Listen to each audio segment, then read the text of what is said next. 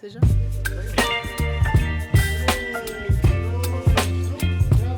Show! Começando o nosso primeiríssimo Burn Podcast. Um projeto novo, graças a Deus, um projeto que nasceu no nosso coração. E eu creio que vai ser bênção para muitas vidas, em nome de Jesus. Hoje, como host principal, tá eu, o Neto, queridíssimo Neto. Isso aí, tamo aí. Vamos que vamos. Primeiramente, eu gostaria de agradecer a todos os que estão orando pela gente, todos os patrocinadores, todos que estão apoiando a gente. Gostaria muito de agradecer o pessoal do Equifome. O pessoal do Equifome, que é um aplicativo que facilitou 100% nossa vida e está facilitando. O pessoal do Yala, o Yala Express, que trouxe umas esfirras maravilhosas pra gente. O pessoal da Eco, que é a empresa do nosso queridíssimo irmão Neto, que daí eles fazem uniformes personalizados pra você, pro seu time, pro que você quiser.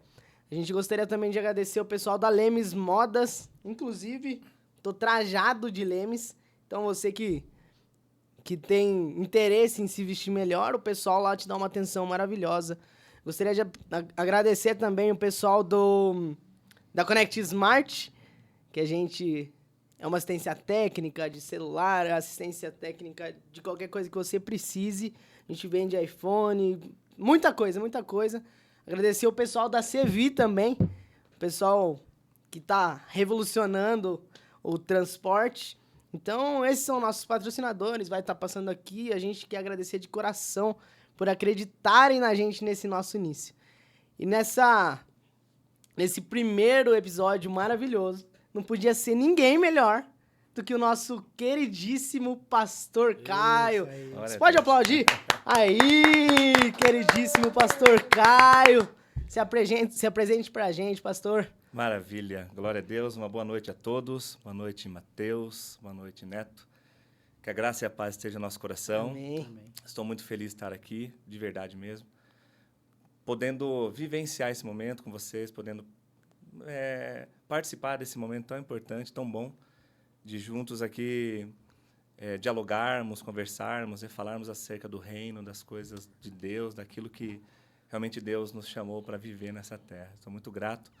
Fica aqui desde já, nesse início, meu agradecimento, né, a todos que estão nos assistindo aí, a igreja, aos amigos, a família, todos, e que Deus abençoe. Obrigado por me escolherem para estar aqui com vocês. Vocês são corajosos. Não tinha como ser outro, né, Neto? Tinha que ser você, o nosso pastor, né? Nosso queridíssimo pastor e amigo. Na verdade, eu acho que por ser o primeiro, a gente precisava de uma pessoa que a gente se identifica e que tem muito a oferecer, porque a gente já sabe da vida que o senhor leva como exemplo, então a gente quer mostrar o pastor Caio um pouco mais descontraído aí, né, Matheus? Uau. Fora do altar. Então vamos lá.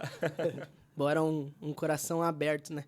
Que é muito interessante porque acredito que tem tudo a ver com esse tema, que é o tema burning, que significa queimando. A gente estava correndo atrás de um nome, desde quando nasceu o projeto, a gente estava correndo atrás de um nome. Aí, certo dia, eu estava lendo Lucas, aí fala sobre o caminho de Emaús, e na hora que fala que eles se assentaram à mesa, aí Jesus, ele partiu o pão. Aí, na hora que partiu o pão, os olhos dos discípulos se abriram. E na hora que se abriram, Jesus sumiu. E eles falavam assim, porventura o nosso coração não queimava enquanto Jesus falava. E aí vem a palavra burning. Essa palavra que queima, essa palavra que corrói. Mas corrói é a sarça pegando fogo e não se consumindo. Uau. Então é o principal motivo, compartilharmos a mesa, algo que Jesus tem queimado no nosso coração. Esse é o nome que ardeu, que queimou no nosso coração, é burning. E faz total sentido com a vida do pastor Caio, porque, por exemplo, desde quando a gente chegou, hoje são 6 pastores na igreja, né? Sim. E é muito interessante ver o tanto que o senhor compartilha a mesa com eles. Então, eu gostaria que o senhor falasse um pouco sobre essa experiência diferente, porque geralmente a gente olha para uma igreja, geralmente são pastor auxiliar e tal, mas não tão juntos igual vocês são. Então, eu gostaria que o senhor compartilhasse essa experiência que arde no coração do senhor, eu creio, sobre a mesa. Glória a Deus, glória a Deus. A mesa, ela nos aproxima, né? Jesus, ele sempre trazia os discípulos à mesa, A mesa é um lugar de comunhão, de abrir o coração, né? É um lugar onde a gente partilha, é um lugar onde a gente desarma o nosso coração, onde a gente abre o nosso coração. Então, eu prezo muito por esse tempo de mesa com os meus pastores, com os meus amigos. Eu não digo os meus pastores, eu digo os meus amigos de fé, os meus companheiros de batalha, né? Que são os pastores que me acompanham, que me ajudam, que levantam os meus braços quando muitas das vezes está querendo baixar, que guardam a minha retaguarda e eu a deles, e enfim. A gente tem tempos de comunhão à mesa, e isso precisa começar em nós, como liderança, né? Então, eu acredito muito naquilo que o propósito da mesa nos proporciona, né? Porque quando você vai lá para o livro do Êxodo, Mateus e Neto, você vê que quando Deus vai dar a ordem a Moisés para fazer o tabernáculo, você vai ver que ele vai pedir para que fizesse... Ele fala, Moisés, tudo conforme eu te mandar para modelo do tabernáculo, faça. Aí ele vai dar todas as instruções do que seria usado para o tabernáculo. E o que me chama a atenção é que ele pede primeiro para fazer um santuário, né? E depois disso, né, ele pede para fazer a mesa. Ele fala para fazer o santuário, né? E aonde estaria ali a arca da aliança. E depois disso, em Êxodo capítulo 25, você vai ver isso. E no versículo 8, se não me falha a memória, ele pede para que fizesse uma mesa, né? Então, a mesa já está desde o início, né? E ele disse, e sobre a mesa, ele vai dar todas as direções, tudo para Moisés, como Moisés faria a mesa. E depois ele vai dizer, sobre a mesa porás o pão da proposição, que é o pão da presença. Então, essa mesa significa exatamente o quê, pastor? A mesa é o acesso. No tabernáculo, a mesa era como uma chave de acesso. Por quê? O pão da presença, ele ficava estabelecido sobre a mesa, né? Ele deu todas as coordenadas. Ele falou, e porás sobre a mesa o pão da proposição. Jesus, no caso. Que tipifica Cristo, o pão vivo que desceu do céu. Nossa, que coisa linda. E então, no tabernáculo tinha o átrio, né? O lugar santo e o santo dos santos. O átrio era o lugar onde o viajante passava, poderia acessar. O levita poderia acessar esse lugar. Muitas pessoas poderiam acessar o átrio. O lugar santo, somente o sacerdote. E o santo dos santos, somente o sumo sacerdote. Só que o que me chama a atenção é que, dentro do tabernáculo, entre o lugar santo e o santo dos santos tinha um véu. E entre o véu, lugar santo, véu e santo dos santos. Lugar santo, mesa, véu e santo dos santos.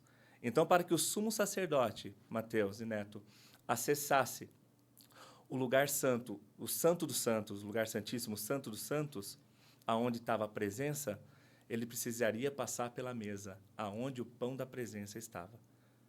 Ele não tinha como acessar o santo dos santos se ele não passasse pela mesa, aonde o pão da proposição estava. Aí, quando eu olho para Jesus, eu vejo Jesus falando, eu sou o caminho, a verdade e a vida. E ele vai dizer, ninguém acessa ao Pai senão por mim. Jesus está dizendo, não tem como você chegar ao Pai se não for pelo Filho.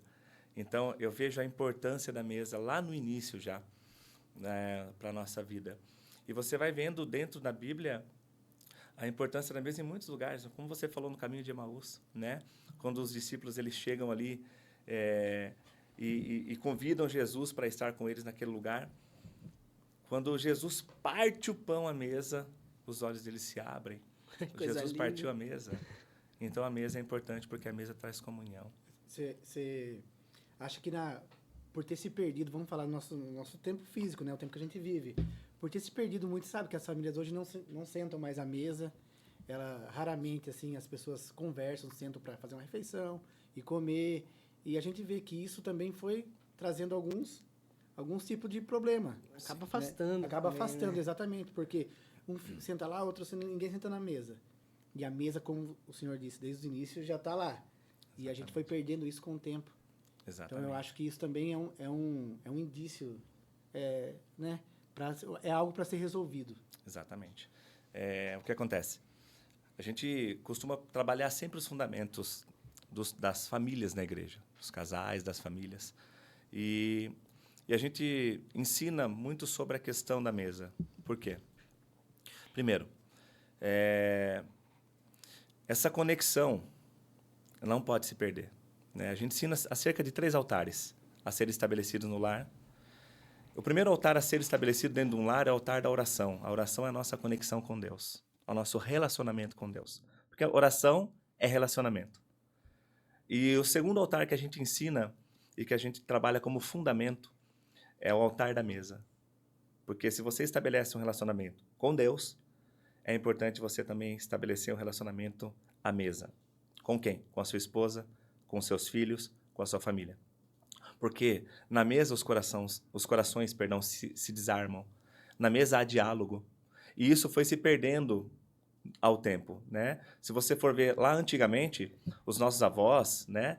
Eles faziam todos os filhos se assentarem à mesa. Era uma tradição, até tirava o chapéu, não podia Exatamente. ficar sem camiseta. Verdade. É uma tradição bem forte, né? Bem forte, e que foi se perdendo ao longo do tempo. E hoje você chega em alguns lares, infelizmente você vê a mãe sentada na mesa, o filho jogando videogame na sala, o pai lá num outro cômodo e não tem mais a conectividade, a comunhão. E isso faz com que as famílias acabam se desfazendo. Por quê? Porque falta o diálogo, falta a comunhão à mesa, né? Então é muito importante esse relacionamento à mesa, né? Que foi se perdendo ao meio do tempo e tem se perdido, mas nós precisamos trabalhar isso como fundamento no coração da igreja, no coração das pessoas, a importância de se assentar à mesa. Quando vocês falaram aqui ao início, né, dessa comunhão que nós temos com os pastores da casa, com os irmãos da casa, a mesa, tudo resolve a mesa. Se tem alguma situação difícil para resolver, a gente não vai usar de outra forma a não ser nos assentarmos à mesa e partilharmos a mesa. Porque na mesa o que acontece? O meu coração se desarma, na mesa eu consigo trabalhar conexões. Então a mesa é muito importante, essa questão de estarmos à mesa, na mesa juntos, né? E a gente vê que a gente vai fazer uma reunião, estamos à mesa. Estamos aqui no podcast, estamos Na mesa. à mesa. Então a mesa é importante. Jesus na ceia, mesa. Né? Além da mesa, a importância da refeição junto. Você pode ver que a Santa Ceia é o maior exemplo disso. Que estavam os discípulos e Jesus, eles estavam ceiando na mesa, comendo. Exatamente. E é legal que na mesa não existe querendo ou não, uma acepção. Na verdade, não deveria existir, né? Uma acepção, porque mesmo Judas, que Jesus sabia que ele era o traidor, mas ele estava comendo junto. Exatamente. Não foi excluído da mesa. Né? Eles Não foi estavam excluído. juntos comendo o mesmo pão. Exatamente. Que loucura a gente parar pra pensar isso nos dias de hoje, porque se fosse hoje, provavelmente Judas nem entra. Não. Nem senta. Mano, você vai comer o meu pão. O pão que a gente preparou, não, imagine. Se fosse nos dias de hoje. Mas Jesus lá falou, viu, a gente preparou a mesa. Come juntos. Que loucura. Isso é fascinante, né? É fascinante. É fascinante. Pastor, e é notável que o seu pastorado tem pendido para esse lado familiar, não que os outros não sejam importantes, as outras áreas, mas como sendo sua ovelha, eu sei disso, né? Pro lado do casamento, da família. Como que começou a pender mais para esse lado? Para esse lado, sim. Cara, eu sou apaixonado por famílias, né? Eu entendi, eu com a minha esposa, Vanessa, a gente entendeu esse ministério a partir do momento que nós começamos a detectar algumas situações tristes acontecendo com relação a casamentos dentro da família, né? A separações, a pedidos de divórcio. E nós, como somos pastores, apacentadores, nós desejamos ver famílias restauradas, estabelecidas em Deus. E foi um despertar, eu digo, de Deus para nós, antes da pandemia, isso foi antes da pandemia, há uns 4 anos atrás, 3 anos atrás. E a gente, então, começou a se dedicar mais nessa questão de família, né? Nós pastoreamos a igreja, nós cuidamos de alma, trabalhamos muitas questões na igreja, mas aonde eu mais me identifiquei, aonde a minha esposa, a pastora Vanessa, nós mais nos identificamos foi com relação à família. Por quê? Porque a gente começou a entender que houve uma desconstrução de família. O inimigo, ele batalha dioturnamente, ele luta constantemente para quê? Para desconfigurar os padrões de Deus, deturpar os padrões de Deus com relação à família, com relação a casamento, com relação a lares. Então, a gente começou a sentir isso arder, como o Mateus falou, essa chama, isso queimou dentro do nosso coração, o desejo de cuidar de famílias, né? Então, hoje, eu sinto orgulho e alegria em dizer que eu sou um pastor de família, porque eu zelo pela questão de família, né? De família. E foi, quando começou, foi por conta de uma necessidade mesmo, que a gente identificou e, logicamente, que foi Deus que ardeu isso dentro de nós. Com certeza. Porque Deus não vai... Ó, veja bem, Deus não trabalha em cima de necessidades, mas em cima de propósitos. Então, Deus colocou no nosso coração o quê? O propósito de restaurar, de consertar, de estabelecer algo sobre as famílias. Que é algo que... A igreja é a família. Né? Cristo representa a família. Né? Maravilhoso. E o senhor comentando agora da pastora Vanessa, eu gostaria de saber, voltando, retrocedendo um pouco, lá atrás, como foi o encontro do senhor com Jesus? Que no caso o senhor antes não era cristão, aí o senhor teve um encontro. Eu gostaria de saber como que foi esse... Uau. O dia que queimou seu É o coração. dia que o coração queimou a primeira vez. Sim, sim.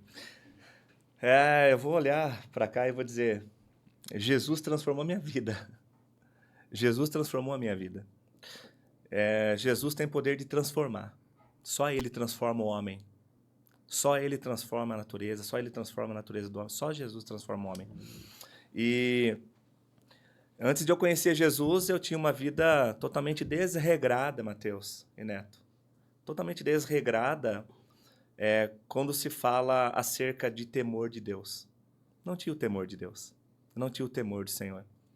Né? Sempre fui uma pessoa muito boa, sempre fui trabalhador, né? De repente, vocês vão escutar muitos testemunhos de pessoas que estavam lá no mundo das drogas, da prostituição, né, constante. Eu não tinha tudo isso, não tinha isso. Né? Antes de conhecer Jesus, eu gostava muito de baladas, gostava muito de bebidas, né? Cheguei a experimentar algumas drogas. O que me chamou a atenção, que eu estava me lembrando esses dias, uma das pessoas que eu cheguei a experimentar drogas, né? No momento da zoeira, da balada lá, e a gente ia nessa vibe, né? Que lamentavelmente muitos caem hoje. E eu me lembro que uma pessoa me chamou e a gente foi usar droga juntos, né? Foi um dia, e passou-se anos e anos e anos, graças a Deus, eu não caí nesse vício, mas hoje eu vejo essa pessoa lá na igreja conosco, né? Sendo pastoreada por mim. Então, eu vejo que Deus fez algo muito grande, porque Deus tem propósitos. Mas antes de conhecer Jesus, eu tinha uma vida desregrada nessa questão do temor. Não tinha o temor do Senhor, né? O temor. E vivia dissolutamente, né? Não tinha propósito, não tinha o desejo de casar, não tinha o desejo de constituir família. Não tinha plano. Não tinha planos, não tinha perspectivas, né? Sempre fui um bom homem, trabalhador, enfim. Mas tinham coisas que precisavam ser acertadas em mim para o propósito da minha salvação, né? E um dia eu fui levar uma pessoa, um amigo, né? Que estava passando por uma situação difícil na casa da minha vizinha, que era crente. O senhor foi levar? Fui levar. Porque ele pediu ajuda, eu falei, cara, eu vou te levar na casa da minha vizinha lá, que é crente. Ela vai lá e ora por você. Eu não posso. É ela que vai ajudar. Eu não posso, mas eu sei quem E nessa época eu estava no mundão. Eu não estava na igreja, eu não estava servindo a Deus, não estava buscando a Deus.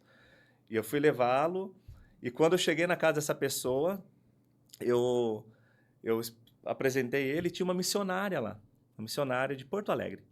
Ela estava lá, e eu apresentei a situação dele, falei, conversa com ela. Ela orou por ele, e depois ela orou por mim. E ela veio orar por mim, e ela falou para mim assim, você deseja aceitar Jesus? E eu disse para ela, mas o que é isso, né? Eu não sabia o que era aceitar Jesus, né? Isso foi em meados de 2007 para 2008. E eu disse para ela assim, eu não sei. E ela falou, olha, é você reconhecer Ele como Salvador, né, da sua vida. E me explicou, e eu falei, então eu quero, né? É de graça mesmo? Pronto, já está aí. E daí eu aceitei Jesus nesta casa. Qual é o nome dessa missionária, pastor? Missionária Marlizinha. Marlizinha? Marlizinha, você vai estar me ouvindo aí, você é uma bênção na minha vida. E ela fez o apelo e eu reconheci o Senhor como Salvador da minha vida naquele dia.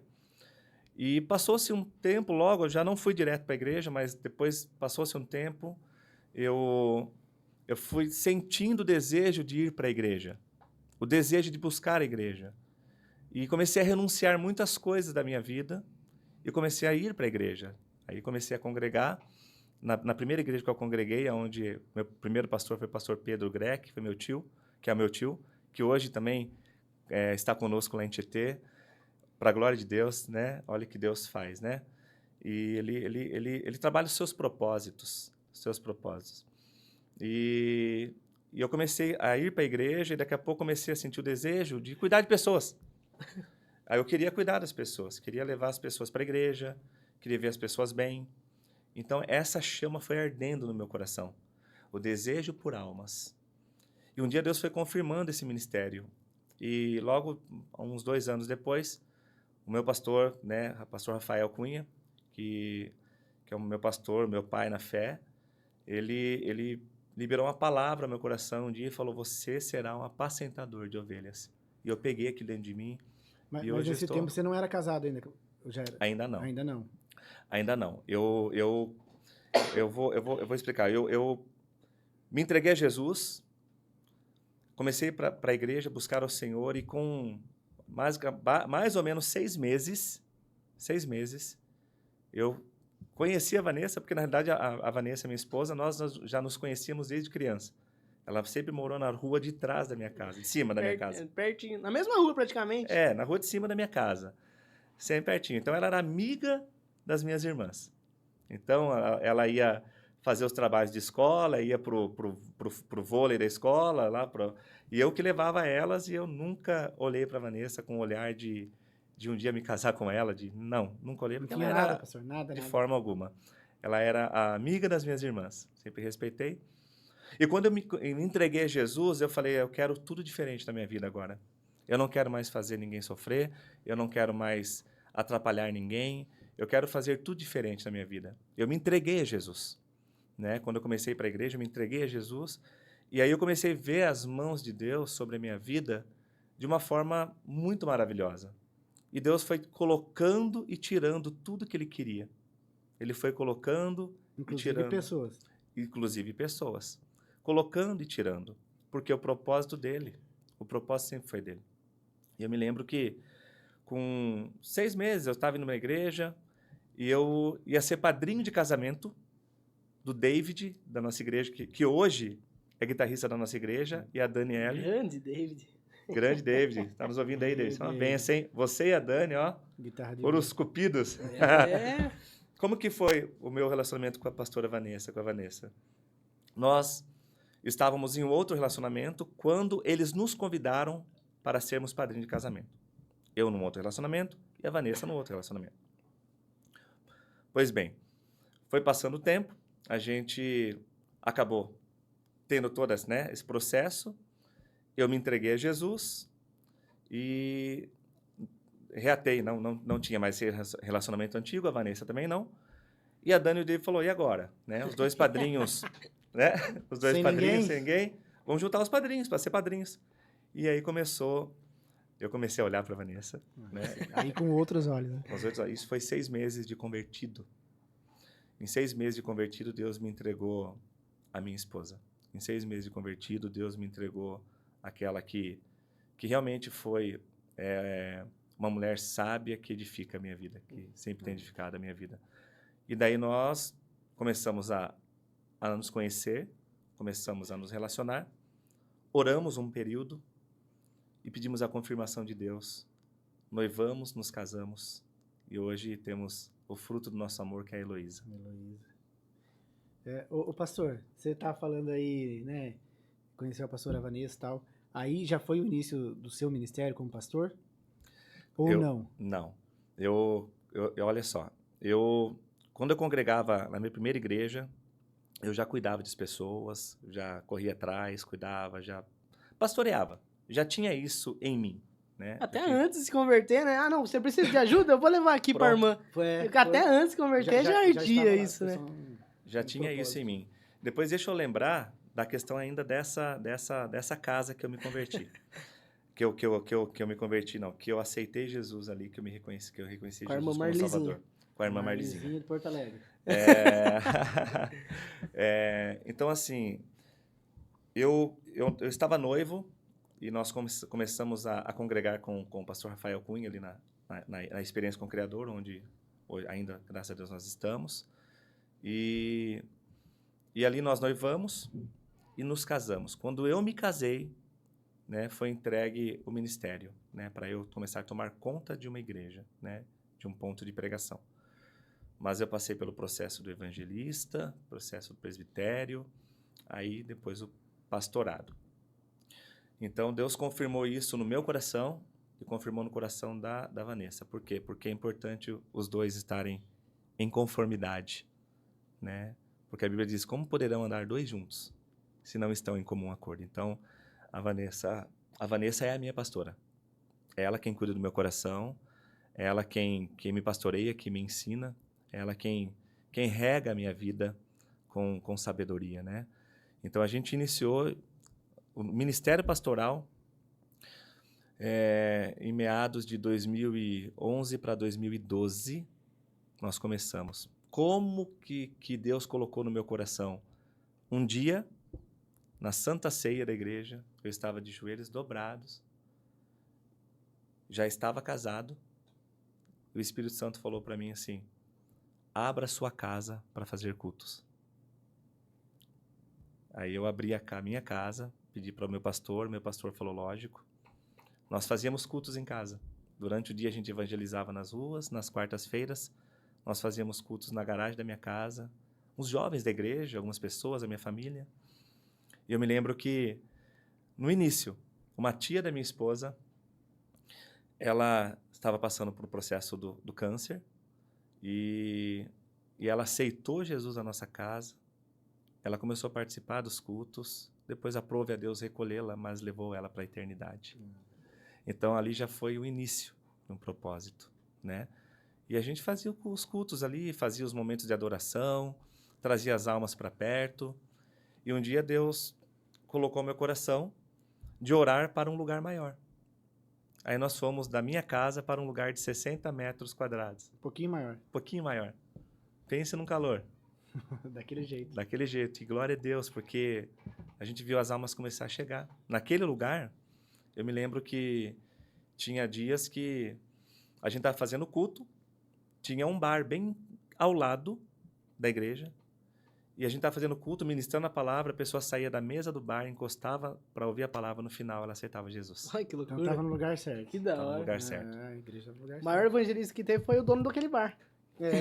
Que daí levava as pessoas pra frente da igreja. Pronto. Verdade. Rapaz. E foi esse processo, né? E hoje, graças a Deus, né, nós estamos pastoreando almas, continuamos pastoreando, fazendo aquilo que Deus gerou no nosso coração, de zelar por almas, de cuidar de almas, de amar família, de amar pessoas, de consolidar, de propagar o evangelho, de propagar o reino, né? Fazer aquilo que Jesus realmente fez, Que legal. né? Que Fez. legal. Isso aí. Que legal. É muito interessante porque, tipo assim, não faz tanto tempo que eu conheço o pastor, mas parece que a gente se conhece há muito tempo. Verdade. Isso aqui é legal porque antes mesmo da nossa família começar a caminhar com o pastor, eu já recorri ao pastor, que foi no tempo de pandemia. Aí eu passei por um momento que toda hora eu achava que eu tava com Covid e o pastor, por ser farmacêutico, toda hora eu mandava uma mensagem. Eu pegava, mandava um áudio, falava, pastor, eu tô com um pigarro na garganta. Será que eu vou morrer? Aí chegava, mandava uma mensagem pro pastor. Você tava com um pouco de medo. Eu acho que, tipo assim, é doido porque às vezes numa semana eu mandava mensagem 2, 3 vezes pro pastor. Mandava e ele não era meu pastor naquela época. Porém, ele, tipo, me ajudava tanto que ele legal. falava, você precisa disso, ou você precisa disso, ou você precisa disso. E é legal esse chamado que o senhor tem de realmente cuidar, de realmente curar pessoas que não só na farmácia da parte física, mas também na parte espiritual, que o senhor atrai pessoas para curar. Amém. Daí eu gostaria que até o senhor comentasse um pouquinho sobre realmente isso, sobre as pessoas que chegam, sobre esse tempo que o senhor tem, sobre experiências que o senhor teve até quando começou a igreja, porque uma coisa é você ser pastor de uma sala. Sim. Outra coisa é ser pastor. Lógico que a sala já é uma igreja, Sim. com certeza. Só que uma coisa é você ser pastor de 5 pessoas, outra é de 200. Cuidar Sim. de 5 é mais fácil que de 300, É, 400 pessoas. eu gostaria que o senhor comentasse sobre isso, sobre como começou esse pastorado, as dificuldades, as experiências, Amém. e até hoje, até os dias de hoje, como tá, como as dificuldades, as experiências que o senhor tem vivido, as dificuldades que o senhor passou na sua sala, as experiências que o senhor passou na sua sala. Amém. Glória a Deus. Eu tenho uma frase que eu guardo no meu coração, uma frase do apóstolo Luiz Hermínio, que ele diz assim: Deus não dá igreja para pastores. Deus dá pastores para as igrejas, É. né? E o ministério pastoral é um ministério maravilhoso, mas é um ministério que exige de nós muita renúncia, muita dedicação. E uma palavra explica tudo: amor pelo que faz. Porque muitas pessoas querem ser pastor, mas não querem amar o que faz, né? E eu me lembro que eu tenho tantas pessoas que hoje caminham comigo, caminham na igreja conosco, estão conosco na igreja, que lá no passado aconteceu alguma coisa entre nós, né? Eu vou só voltar um pouco lá na casa onde eu aceitei Jesus, né?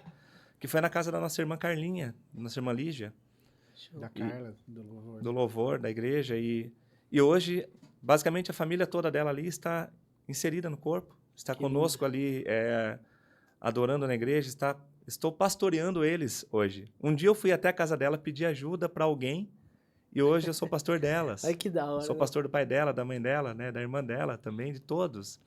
Então a gente vê que Deus tem propósitos, né? E aquele rapaz que eu fui levar lá para fazer uma oração por ele, hoje ele congrega conosco.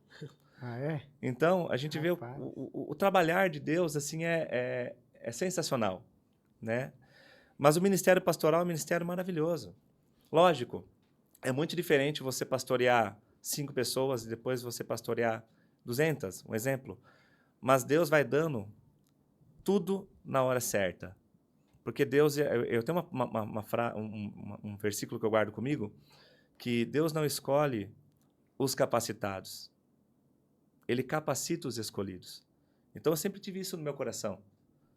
Já teve pessoas que falaram para mim que não daria certo, que eu ia fazer. Tem pessoas que tentaram frustrar a minha fé. Mas eu não olhei para isso, eu olhei para Jesus. Olhando para Ele, quem? O autor e o consumador da minha fé.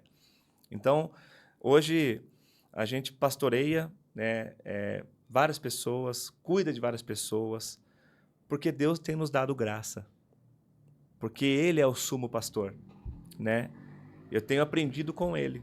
Eu tenho olhado para Ele. Eu tenho me apegado a Ele. Eu tenho entendido o propósito dEle, né? E vejo a importância de um casal estar olhando para o mesmo lado, né? Como a Vanessa mesmo, esposa. Mulher de pastor, esposa de pastor, e ela também é pastora. Tem dias que você tem que renunciar a alguma coisa para poder estar na igreja e graças a Deus, nós fazemos tudo juntos. Mas eu aprendi uma coisa, Mateus. Aprendi uma coisa, Neto, dentro do meu coração, que a minha primeira igreja sempre será a Vanessa e a Heloísa. Sempre. Sempre. E depois, o ministério. Então, eu estou colocando como prioridade a minha família. E Deus tem enxergado isso. E isso tem se estabelecido para a igreja. Porque a igreja tem enxergado isso em nós, né? De termos a nossa família como a nossa primeira igreja, nosso primeiro ministério, né? Porque tem uma frase que eu guardo, né, comigo, eu gosto muito de expressar frases, né? Que um ministério de sucesso, ele não vence crises no casamento, mas um casamento de sucesso, ele vence crise em qualquer ministério. Então, os desafios são grandes. Por quê? Porque nós estamos lidando com muito mais pessoas. Porém, nós estamos trabalhando os fundamentos da igreja, os fundamentos das famílias, os fundamentos das pessoas. E com tudo isso, Deus foi fazendo o quê? Foi colocando pessoas que têm o mesmo propósito e a mesma visão perto de mim. Porque sozinho ninguém faz nada. Não conseguiria fazer o que estamos fazendo, não conseguiria viver o que estamos vivendo, e vamos viver algo muito maior ainda. Estamos apenas no começo, eu creio. Porque Deus nos chamou para um grande propósito, servir Tietê, servir a nossa cidade. E não conseguiria fazer isso se não fosse vocês, se não fosse a família IEPEC, se não fosse os nossos pastores, os nossos irmãos, a igreja, a minha família, né? Outro dia eu mandei uma mensagem para minha família falando que eu agradeci a eles, né, por toda a paciência que eles têm. Por quê? Porque muitas das vezes você tem que abdicar de alguma coisa lá para socorrer uma alma, socorrer uma família, enfim. E a minha família entendeu o meu chamado. Quando a família entende o nosso chamado, tudo fica mais fácil. Caminha no mesmo propósito, você entende?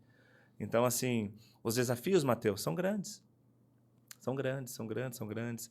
A gente tem que, muitas das vezes, curar a ferida de alguém, mesmo nós estando feridos, machucados, porque não existe pastor super-homem, não existe bispo super-homem, não existe super-homem. Nós somos seres humanos, né? O próprio Jesus veio como homem, veja bem, na eternidade ele já era Deus. Ele veio como Deus à terra, 100% Deus, 100% homem. Ele já era Deus na eternidade. Aqui ele veio como homem, como gente, né? Ele sofreu dores, ele foi humilhado, né? Ele foi tentado. E quem somos nós para não passarmos por isso? É verdade. Quem somos nós? Pastor, você comentou do seu ministério e eu vou falar para você, espiritualmente, que tipo de carga isso traz para um pastor? Para um pastor no sentido literal da palavra, que é o pastor aquele que cuida. Porque você está lidando com um monte de vida, são problemas de famílias diferentes, Sim. Separação de um, de outra coisa, filho na droga. Então, qual é a carga espiritual? Porque a gente sabe que na vida de um cristão isso não é separável. Sim, exatamente. Às vezes chega no mesmo dia, você tá lidando com um cara que tá nas drogas, aí sai da casa do que tá nas drogas, você vai lidar com um pessoal que tá separando a cabeça do pastor. Nossa, em um dia passa todos os problemas possíveis. E além dos seus. Além dos seus. Exatamente. Porque, igual você falou, não é super-herói. Então também tem problema. Exatamente. O mundo espiritual é real. A gente entende. Então, enquanto nós estamos aqui, por exemplo, existe uma batalha constante acontecendo, né? Uma batalha constante. E acontece, eu não digo que seja um peso de forma alguma, porque as bênçãos que Deus nos dá, ela nos enriquece e não nos causa dores. Não é um peso, mas existe sim uma batalha. Existem dias bons demais. Existem dias difíceis demais, como todos, né? O que nos mantém, o que nos faz estar constantes, primeiro, é a igreja que tem orado por nós. É a igreja que tem entendido o nosso ministério, que está nos cobrindo de oração. A igreja. E os nossos pastores. E o tempo de mesa. E o tempo de comunhão. Isso nos fortalece. As orações de segunda-feira. Isso vai trazendo força para nós continuarmos, né? Eu tenho um psicológico, né? Eu tenho psicológico. Como qualquer um tem o seu psicológico. Mas eu tenho um amor por almas. Né? Eu tenho um amor por almas. É maior que isso fala muito mais alto. Quando muitas das vezes você pensar em desistir de alguma coisa, você olha para uma alma. Aí você vê que Jesus não desistiu dela. Aí muitas das vezes você está passando por uma batalha tão grande e você fala, puxa, de onde Deus me tirou? Né? Deus me tirou lá do mundo, tirou da bebida, tirou da prostituição, tirou das coisas erradas, me trouxe para apacentar ovelhas. Você começa a entender, Mateus e Neto, que isso vai dando a você mais forças para continuar no propósito, né? Então, assim, o que nos mantém de pé é a realidade, o que nos mantém firmes é a nossa vida de consagração, né? Um pastor, ele precisa ter uma vida em consagração. Eu não saio falando para as pessoas que eu estou fazendo jejum. Eu não saio falando para todo mundo que eu estou consagrando. É eu e Deus. Mas antes de a gente estar no altar, existem os bastidores. Antes de eu visitar uma família, existem os bastidores. Essa é a parte final, né? Essa é a parte final. Existe aonde ninguém vê. O quarto da oração, as lágrimas. E isso tudo Deus tem recompensado em almas. Nossa. É um assunto que muita gente tem dúvida. Consagração, pastor. Consagração. Né? Porque o senhor falou aí, e a maioria das pessoas fala assim, e aí, como que eu me consagro? O que é consagração? O que eu faço? O que eu tenho que fazer? Simples, muito bom. Uma forma simples de você se consagrar. Uma forma simples. A consagração, ela rompe limitações. Você só vai conseguir passar um Jordão se você estiver em consagração. A consagração, ela rompe qualquer limitação. Né? Tá difícil isso, tá difícil aquilo, se consagre. O que é consagrar? É você entregar o seu dia a Deus. Mas eu tenho que trabalhar, eu tenho que ir para a escola. Sim, totalmente. Mas seu coração não pode estar desligado em Deus, primeiramente. E prestar um jejum. Fazer um jejum. Abdicar de alguma coisa que você gosta ou que você não consegue ficar sem, para enfraquecer a sua carne e aumentar o seu espírito. E não é somente o jejum. Porque muitas das vezes você vai e jejua, mas daqui a pouco a primeira pessoa que grita com você na rua, você xinga ela. Não adianta nada, já foi embora o jejum. Não é jejum, pode voltar é a comer a picanha e... já era. Agora você acha que você vai colocar a sua vida em consagração, você não vai ter embates? Nós não teremos embates? Quando a gente se coloca na brecha, né, os embates se levantam. Então, como que uma pessoa... eu quero me consagrar, né? Eu quero colocar minha vida em consagração. Simples. Primeiro, ore de manhã, entregue seu coração a Deus, entregue sua vida a Deus, entregue seus afazeres a Deus, entregue as suas palavras a Deus, entregue seus pensamentos a Deus, entregue a tua parte neural a Deus, entregue o teu entendimento a Deus, entregue um jejum a Deus. Né? Então isso, eu queria que vocês guardassem. Eu li um livro do apóstolo Luiz Hermínio que me chamou muita atenção essa frase, que a consagração, ela rompe qualquer limitação. Então, consagrar-se é se entregar por inteiro. Mas eu trabalho durante o dia, eu estudo. Sim, você tem que continuar os seus afazeres. E no seu trabalho, quando você dá o seu melhor no seu trabalho, é uma forma de você estar consagrando a Deus. Maravilhoso. Porque muitas das vezes a pessoa ela presta um jejum. Ela vai lá, ela deixa de comer alguma coisa, mas ela fala mal do patrão. Fala mal da patroa. Enfim, então ela já quebrou isso, né? O propósito é grande. Não adianta nada, né? E é muito interessante que o senhor falando, eu lembrei de Pedro. Não sei porquê. Só que daí, nisso eu lembrei da pesca maravilhosa, que Jesus chamou ele para ele não ser mais pescador de peixes, mas sim de almas. Uau. Show maravilhoso. Aí Pedro foi e negou Jesus 3 vezes.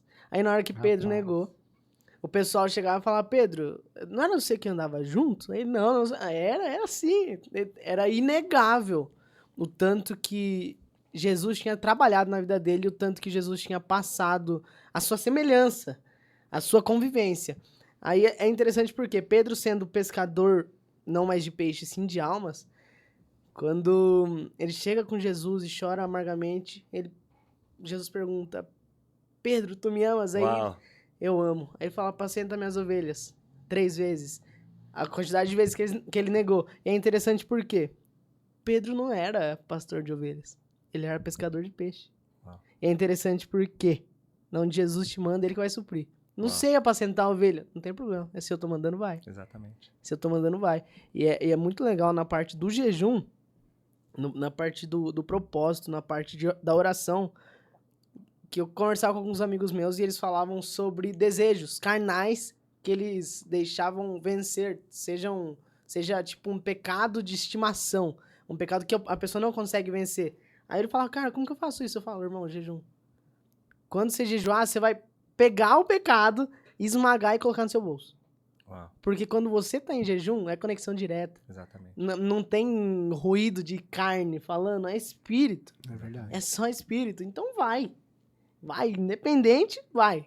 Eu gosto de falar que o jejum, na verdade, assim, né? Pelo menos no meu entendimento, porque eu acho que cada um tem um direcionamento, não muda, como eu costumo falar, que o jejum muda o nosso coração, não Deus. Deus não vai mudar, Deus é imutável.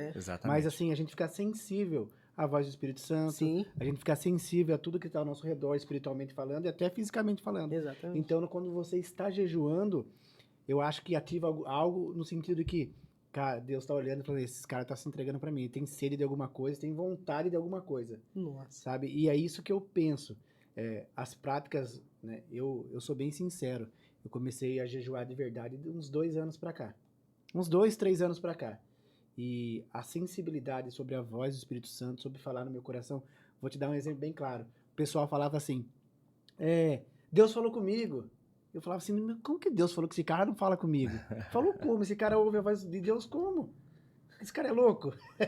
Mas aí, jejuando... Tava do lado dele, do eu não ouvi. Será que, poxa aí, vida. não, se você não tiver meio esperto, você fica meio paranoico, porque falar com ele não fala com você. Exatamente. Será que ele é mais santo do que eu? O que esse cara faz de diferente?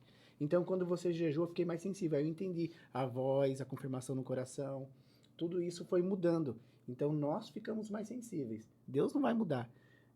Mas a gente muda. Muda a nossa vida espiritual totalmente, radicalmente. E o jejum também, eu acredito que é uma forma de você expressar realmente a sua crença. Que você está entregando a sua carne a ponto de fé. Jesus, eu quero. Jesus, Senhor. eu quero, eu Exatamente. quero. E tipo assim, ó, é legal porque a Bíblia fala que os sinais, eles acompanharão os que creem. Então o jejum nada mais é do que você realmente expressar com força. Com força a sua fé. E- Pastor, você acha que ao decorrer assim, do tempo, eu não falo só da nossa igreja, da IEPEC, né? Mas da igreja em geral, eles não têm deixado muito de lado essa prática do jejum e da consagração? Na igreja, no modo geral, Eu acho. é muito particular de cada um, né? A igreja, ela ensina acerca do jejum, a gente ensina acerca desse propósito. Eu vejo pela liderança da igreja, a igreja jejua, se consagra. Porque se a igreja não se consagrar e não jejuar, ela não vive o propósito. Ela não alcança o propósito, né? Então eu vejo assim, hoje, eu estou falando no modo geral, existem muitas pessoas que eles só frequentam cultos, né? Mas não buscam uma intensidade com Deus, né? No profundo. E o jejum, a consagração, é uma forma, é um caminho, né? É um caminho para que você viva algo mais intenso em Deus. Então, todos aqueles que querem viver algo mais intenso em Deus, Vamos por esse caminho. eles vão por esse caminho. Porque é o caminho da intimidade. Não é verdade? Então, assim, para eu aumentar o meu grau de intimidade com Deus, eu preciso aumentar o meu grau de relacionamento com Ele. Né? Então, eu me relacionando mais com Deus, eu me torno mais íntimo de Deus. E aumenta o grau de renúncia. E aumenta o grau de renúncia. Então, a gente vai conseguir abdicar das coisas muito mais fáceis. Puxa vida. Porque, na realidade, eu vejo que... Olha que coisa linda. Jesus não nos obriga a nada, cara. Né?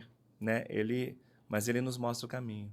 Né? Ele fala, vai para esse caminho. E você escolhe a distância que você quer estar de Jesus. Jesus vivia rodeado de multidões. Exatamente. Mas tinha 12 mais perto. E entre os 12 tinha 3. E entre os 3 tinha 1. Exatamente. Então, é o grau de renúncia. Não adianta.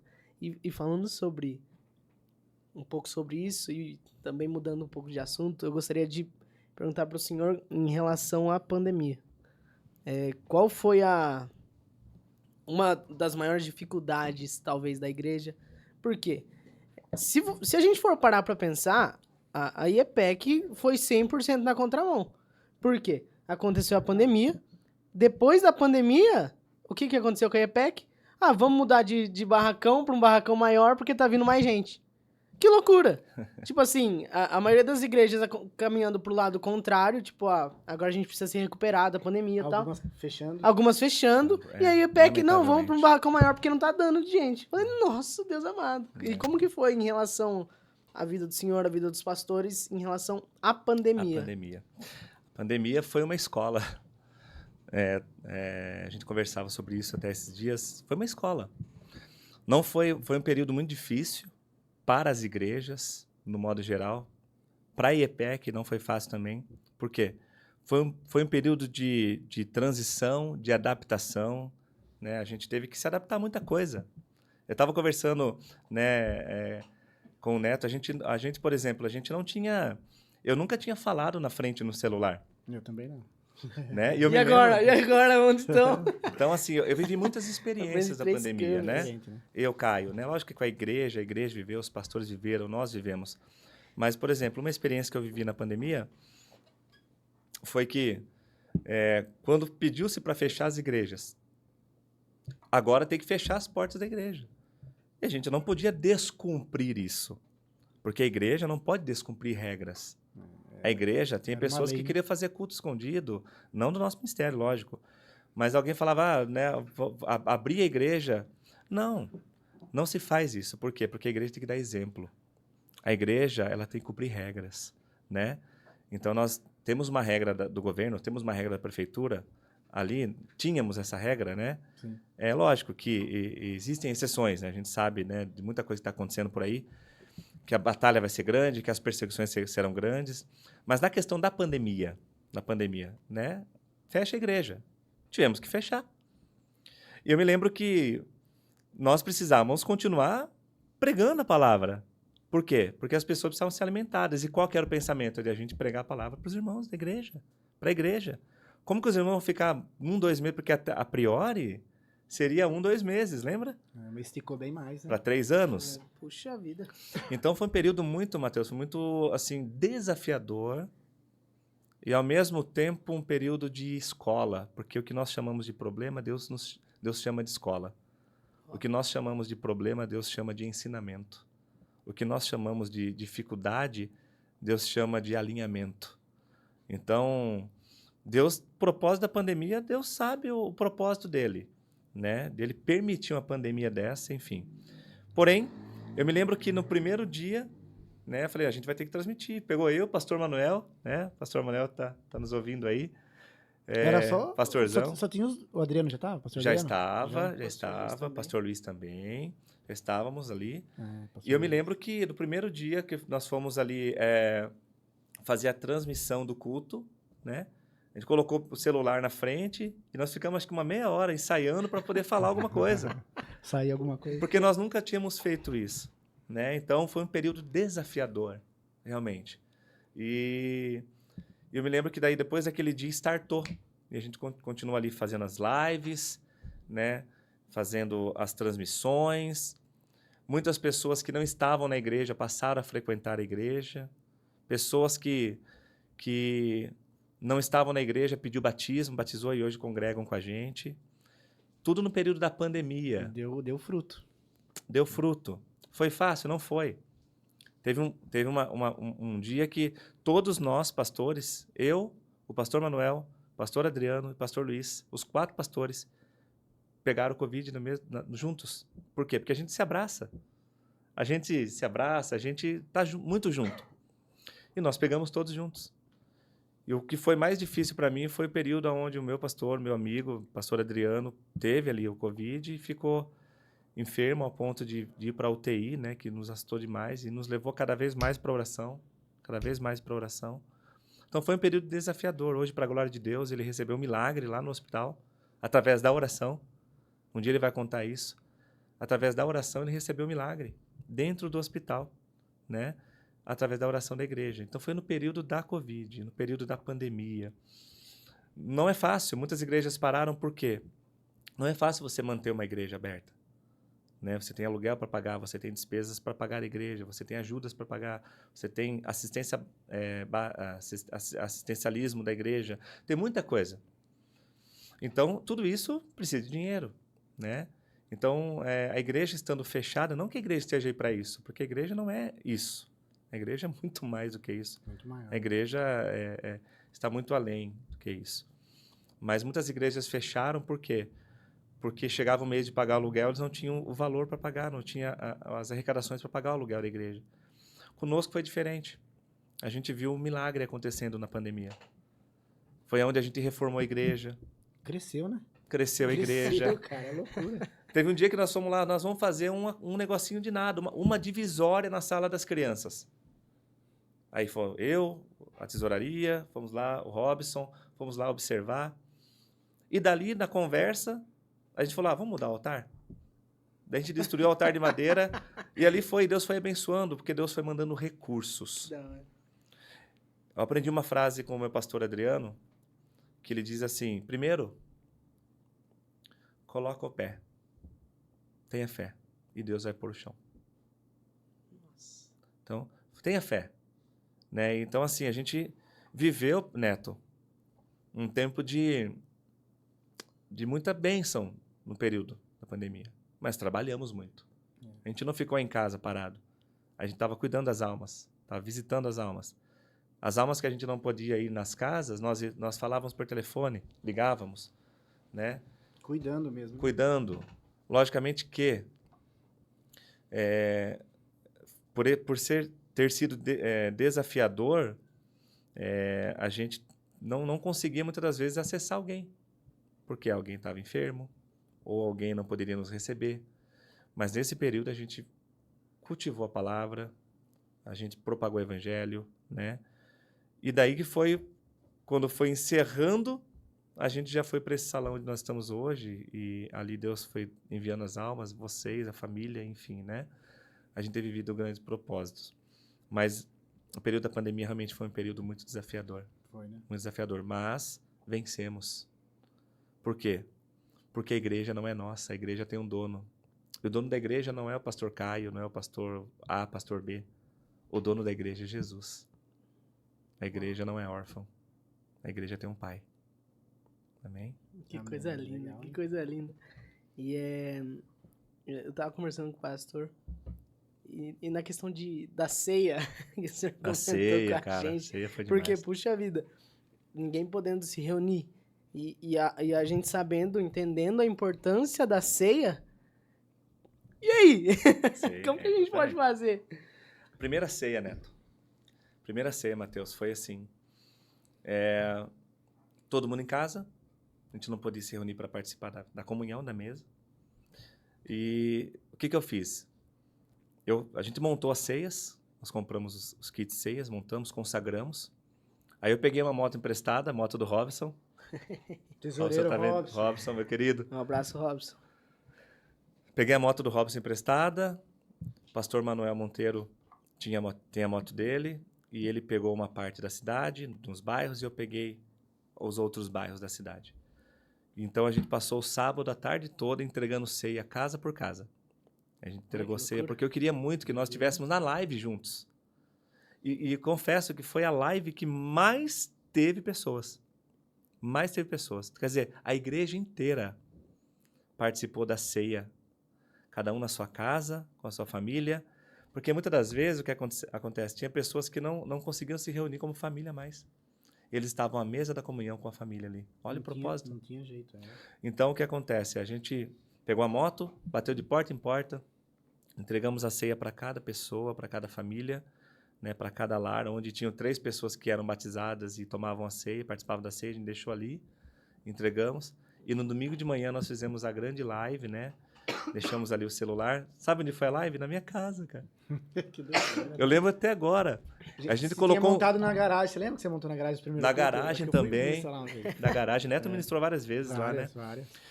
Eu coloquei 3 livros, nós colocamos o celular ali, e eu com a pastora Vanessa ministrando a ceia ali, né? Então foi algo muito maravilhoso. Por quê? Porque a gente viu que valeu a pena, né, tudo isso. Né? Não estou falando que eu quero que esteja outra pandemia de forma alguma. Misericórdia. Mas o que a gente chama de dificuldade, Deus chama de alinhamento. O que a gente chama de problemas, Deus chama de escola. Todas as coisas cooperam pro bem daqueles que amam a Deus. Pronto. Exatamente. E é loucura. Exatamente. E é loucura que dia 8 de março, antes de começar, na verdade já tinha começado, mas querendo ou não o pessoal não dava tanta importância, né? Algo vindo lá da China, não sei, e o pessoal é que foi muito surpresa pra todo mundo. Mas a gente tinha ido num evento, um Descende, que é o envio. Aí nesse evento, foram 2 estádios lotados e tal, e todo mundo levantando o sapato, falando, nossa, eis-me aqui pra ir aonde o senhor quiser enviar. Aí dá um tempo depois da pandemia. Tipo assim, a gente vai ser enviado pra onde? Eu não podia ir pra É loucura porque é o tratar de Deus. Sempre antes do ide, tem o vinde. Então a gente precisa chegar perto de Deus antes de querer fazer qualquer coisa. Uau. A gente precisa ser curado pra curar. Aí quando a gente entende que a gente é curado pra curar, lógico, vai chegar momentos que a gente vai curar pessoas mesmo estando com feridas. Tem uma música do Rodolfo Abrantes que eu amo muito, que a música fala assim, que das minhas feridas sai um poder pra curar as pessoas. Sim. Sim. A gente precisa entender isso, mas no tempo certo, porque não é pra uma criança. É pra... Eu esqueci o Filho seu... maduro. Como que é a diferença entre filho... É o Tecnon e Ruiós. Qual Né? que é a diferença entre os dois? O Tecnon é o filho... O Ruiós é o filho maduro. Não fala a memória. Isso, acho que é esse mesmo. Ruiós é o filho maduro, Tecnon, filho criancinha. O filho maduro, ele reconhece quando o pai o exorta, ele reconhece quando existe um problema, ele tem que passar por cima disso. O filho imaturo, não. O filho imaturo, ele sai de perto, ele se desalinha. Então, a gente precisa ser os filhos maduros de Deus. Né? Os filhos maduros de Deus. Nós precisamos estar alinhados a essa maturidade. Porque se nós não formos maduros em Deus, né? Se nós não formos os filhos maduros de Deus, a gente não consegue vencer as etapas. Não consegue vencer as intempéries. Porque o nosso grau de maturidade vai nos elevar a algo. O nosso grau de imaturidade, nós estivermos imaturos, como crianças, nós estamos ainda tomando leite. Mas Deus quer tirar o nosso leite e dar pra gente a comida sólida. E é esse o propósito, né? São processos, né? Uma criança não nasce comendo comida sólida. Sim. Ela toma do leite e depois ela vai pro sólido. Eu estava lendo um livro esses dias do Thelmo Martinello, um livro chamado Seja Homem, onde ele fala da questão da maturidade do homem, onde ele fala que Deus ele está tirando a chupeta do homem e está dando a ele espada. Uau. Isso fala de maturidade, de maturidade. Nossa, que coisa linda. E é muito essencial, porque querendo ou não, envolve até na parte do que a gente falou sobre jejum. Porque uma criança, até que não, Sim. pequena, uma criança Imatura. imatura, ela não sente necessidade de jejuar. Ela não sabe jejuar. Exatamente. Ela se contenta com o alimento dado. Mas quando você começa a entender que, puxa vida, não é suficiente, eu preciso fazer mais. Eu preciso jejuar. O alimento que eu recebo, beleza, é bom, mas eu preciso procurar mais, eu preciso ir mais a fundo. É intensidade. De uma forma violenta. Nossa, maravilhoso, maravilhoso. No meio que nós estamos inseridos, que a gente é da mesma congregação, eu noto que tem anseio, muita gente tem anseio mesmo de romper o raso, né? De ir no mais profundo. A gente vê pela oração, pelos cultos, a gente vê que as pessoas têm entendido o quanto isso é importante. Mas a verdade é que com Deus nunca tá bom. Né? A gente sempre tem algo mais para alcançar em Deus. Aí eu queria perguntar pro meu pastor Caio, porque isso é uma das minhas dúvidas. Eu tenho tentado de todo o meu coração, pastor. Não é porque o senhor tá aí, o senhor me conhece, mas eu tenho tentado, eu quero deixar isso como exemplo, porque eu tenho tentado buscar Deus de todo o meu coração. Lógico, a gente falha, a gente erra, tem várias coisas que a gente tem que tirar da nossa vida e tenho tentado. Mas eu queria perguntar pro pastor, como se aprofundar num grau de intimidade com Deus que vocês falam assim, não, é isso aqui, é isso que eu quero viver, é assim que eu quero ter o relacionamento com Deus. Sim. Na verdade, para você ir no mais profundo com Deus, dentro do meu entendimento, do que eu vivo com Deus também, né, que eu tenho buscado isso cada dia também, é o grau de relacionamento com Ele, né? Porque só tem intimidade quem se relaciona. Por exemplo, eu quando conheci a Vanessa, né, a gente ainda era amigos, a gente não tinha tanta intimidade, éramos namorados, não tínhamos intimidades, né? Hoje nós somos casados, né? Nós temos uma intimidade maior, né? Passou-se um bom período para que essa intimidade fosse mais aguçada e ela está acontecendo a cada dia mais. Com Deus da mesma forma. Você está no caminho certo. A questão é que nós precisamos entender que a gente precisa romper os Jordões, romper muitas coisas na nossa vida, né? Romper muitos processos na nossa vida para que a gente consiga alcançar esse grau de intimidade, Neto. E não é de intimidade com Deus, e não é do nosso jeito. É na hora que você se entrega, é a sua entrega. Quanto mais você se entregar, você vai entender que uma hora ele vai se derramar de uma forma que você nunca viu e nunca viveu, né? Porque os grandes avivalistas mesmo, você vê que os grandes homens de Deus, eles foram perseverando. Porque a questão não é querer somente. A questão é perseverar. E a perseverança vai gerar esse impacto que Deus tem para nos dar. Então é perseverança. Todos os dias eu tenho buscado isso em Deus também. Eu quero mais. Sim. A gente quer mais, deseja mais. Mas Ele vai dar tudo na sua medida. A única coisa que a gente precisa fazer é continuar nadando. Continuar remando, continuar prosseguindo. Eu perguntei isso porque eu estava ouvindo hoje, maravilhoso. Quem não quer ser cheio de Deus? Quem não quer ter intimidade com Deus? Se você perguntar dentro de uma igreja, a maioria das pessoas vão querer. Sim, Mas qual é a motivação para isso? exatamente. É para quê? É para aparecer. Para aparecer, O show pra todo mundo gospel, ver. não é isso não. Então, a motivação, e isso eu acho que é um dos aspectos que me preocupa. Exatamente. Eu sei que isso é busca de cada um, individual, mas preocupa porque tem que ser feito, por isso que a maturidade é importante, tem que ser feita uma avaliação, uma autoavaliação para saber por que é que eu quero isso. Por que eu quero Deus? É para cuidar das outras almas? Exatamente. Pode falar. Eu acredito que Deus só vai dar, Deus só vai entregar para quem realmente estiver no propósito. Porque nem tudo que está dando certo é certo. Tem muitas pessoas que elas estão, né, se apresentando e não estão apresentando o Cordeiro. Então, Estão João Batista... prosperando, mas não quer dizer que ela está certa. Que está certo, entendeu? Então, nem tudo que está dando certo é certo, né? Agora, a gente precisa fazer o quê? Alinhar o nosso coração ao coração de Deus. Alinhar a nossa mente ao Senhor. Buscar a Ele com intensidade, entendendo quem Ele é em nós. Porque foi dado a nós uma identidade de filhos, né?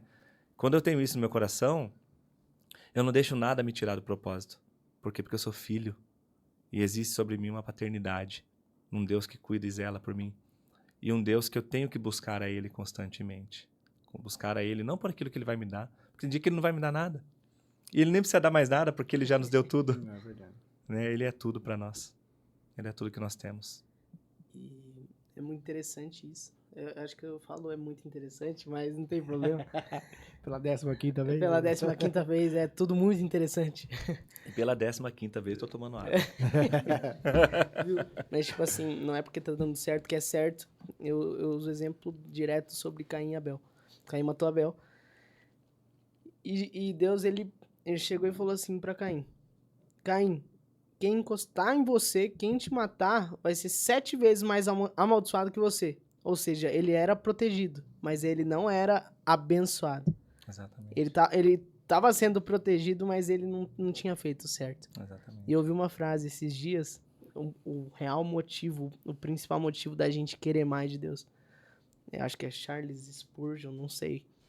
Mas a frase fala assim, que se os pecadores forem pro inferno, que seja com nossos braços agarrados neles. Que se eles forem pro inferno, que seja por cima de nossos cadáveres. Que nenhum sequer vá pro inferno sem que a gente tenha pregado pra ele antes. Uau. Sem que a gente tenha tentado falar, não vai. Não vai. E tem um cara que fala assim, ó. Todo cristão deveria ir pro inferno. Porque se ele ficasse 10 minutos que seja no inferno, ele iria ter misericórdia da pior pessoa do mundo. Porque ele ia falar, cara, não quero nem que a pior pessoa vá pra lá. Que é doido isso.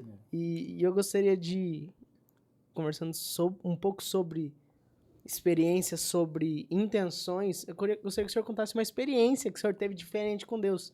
Seja ela de cura, libertação, qualquer que seja. Mas gostaria que o senhor comentasse alguma experiência sobrenatural. Viu um anjo? Viu um anjo, nossa! Olha aí. Glória a Deus. Mas é assim, tem várias experiências com Deus, né? Experiências mais simples. Eu não tenho muitas experiências grandes, assim. Mas aquilo que aconteceu comigo foi algo que tocou a minha vida e eu sempre me lembro, né? Tocou meu coração e eu sempre me lembro. Por exemplo, quando eu sempre gostei de visitar pessoas, sempre gostei de estar nos lares. Hoje eu não consigo fazer tanto mais isso. Tanto mais como eu fazia antes, porque as demandas da igreja aumentaram demais. E graças a Deus por isso. E graças a Deus porque eu tenho outros braços que fazem. Mas eu me lembro que uma experiência que eu tive com Deus, né, é de uma pessoa que foi liberta, numa família, por exemplo. Né? A gente foi visitar uma família E a gente fazia cultos na casa dela. Toda semana a gente fazia um culto na casa dela e toda semana essa pessoa, ela manifestava. Manifestava. Toda semana. E um dia, aliás, nós fazíamos culto na casa da mãe dela. E um dia ela falou, faz um culto na minha casa. Eu falei, vamos lá. A gente foi, fomos fazer uma oração, um culto na casa dela. E nesse dia não foi diferente. Ela manifestou. Só que quando ela manifestou, né, isso é uma experiência, lógico, que não, né, não são todas as pessoas que entendem isso, só que realmente, né, vive o evangelho.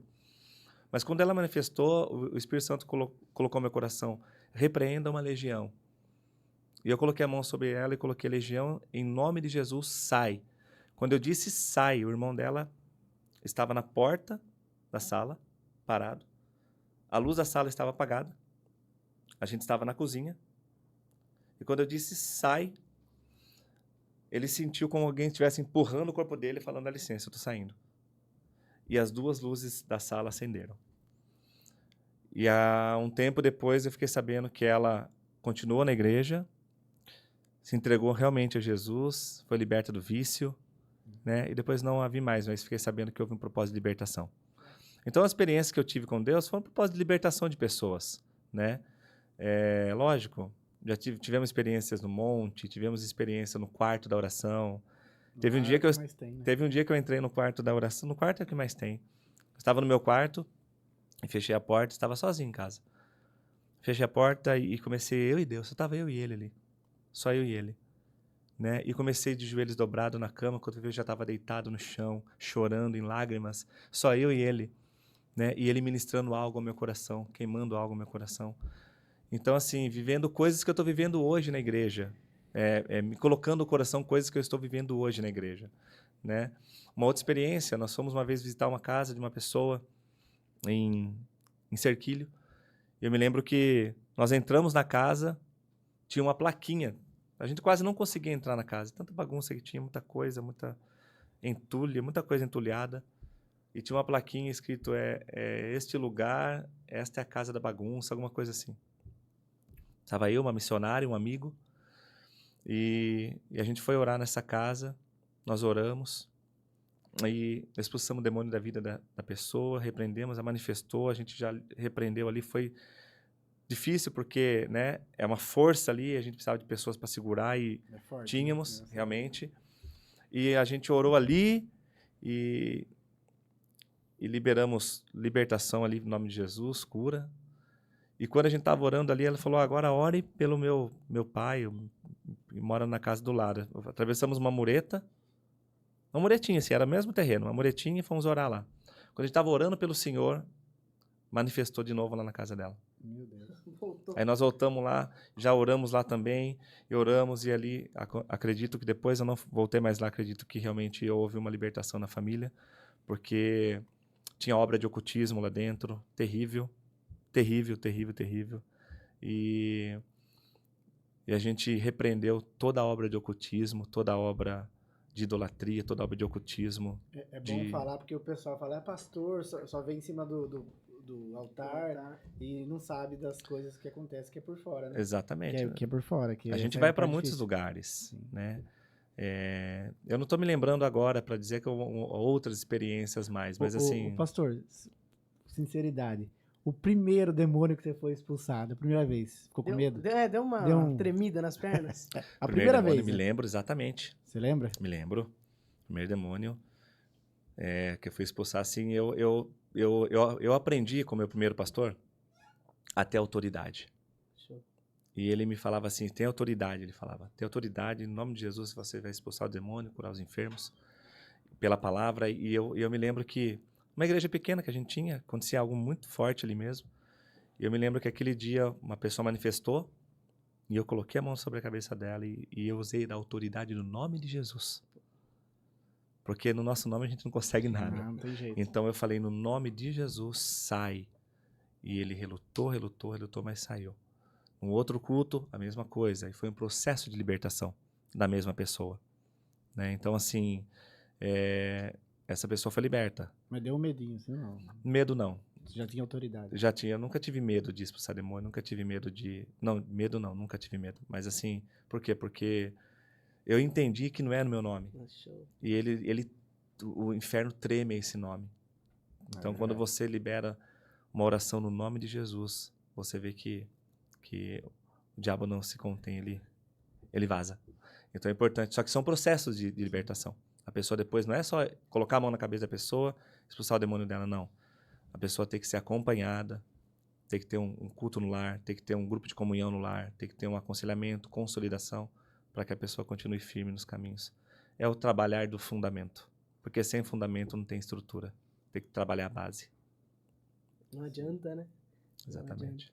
E para quem tem medo, por exemplo, assim, não falo só na questão de expulsar demônios, na questão de libertação, mas até mesmo, tipo assim, você chega em algum lugar e Deus te fala, ora por, sei lá, por cura. E a pessoa fica, nossa, mas... Será? Ah, Será será? que foi Deus mesmo que falou? O que o senhor fala pra pessoa que sabe que tem esse chamado, que eu acredito que pode ter muita gente assistindo agora, que sabe que tem o chamado de libertação, sabe que tem o chamado de cura, mas não vai. Tem que ir. Eu aprendi uma coisa um dia, não deixe para amanhã o que você pode fazer hoje. Não deixe para amanhã o que você tem a oportunidade de fazer hoje. E se você sentiu esse arder no coração, né, esse queimar no coração de fazer, faça.